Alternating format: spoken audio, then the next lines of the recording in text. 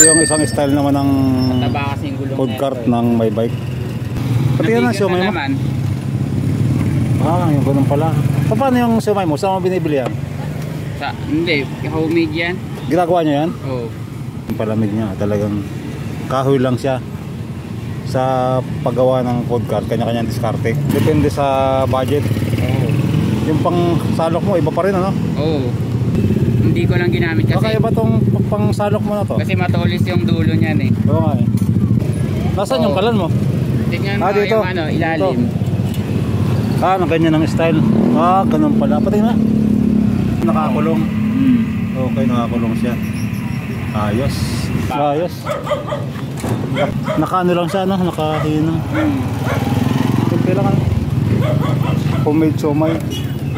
Tapos yung lagayan niya, oh. Diskarte lang talaga. Oo. Talagang 10,000 start na, no? Oo, goods na yun. Hindi basta-basta rin ang puhunan kasi dito. Oo. Mayroon pa siyang insulation foam yung gamit niya, bubong. Hihita? Ano?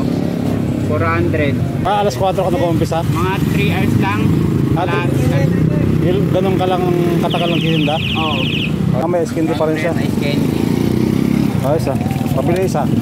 Sige, yung buko na lang.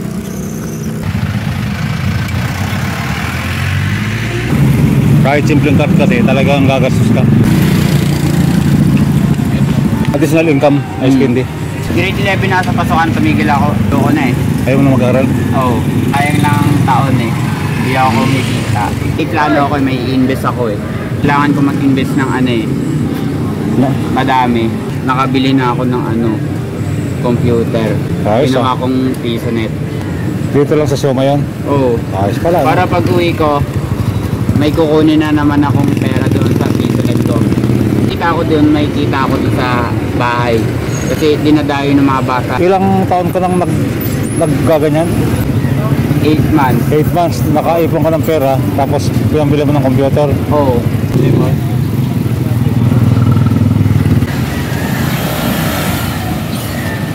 Malakas pala.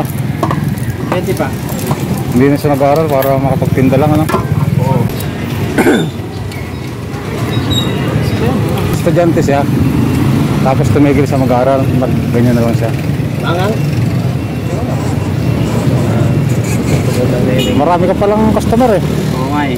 Mukhang masarap yung ano mo, tinda mo ano? Masarap talaga yan. Estudyante na tumigil mag-aaral, nagtinda na lang siya ng ano, ng siomay. Nakaipon siya ng pera. Nakabili ka ng ilang computer na nabili mo? Isa. Malapit na makabili ng isa pa. Malakas siya oh. Ano pangalan mo tayo? Javed po. Ano ka ba, panganay? Oo, panganay po. Ito yung chili sauce mo. Chili oil garlic po. Tapos ito yung toyo mansino. Wala ka lang kanin, ano? Wala pa eh. Lalo pag may kanin ka na. Di ano, baka mabenta pa yun. Ay, lalo na oh. Biyahirong ligaw. Yes sir. Diyan, sa mga kabataan dyan. Ilan taon ka na? 19. 19? Oh. Tumigil ka pag-aaral, grade 10. Oo.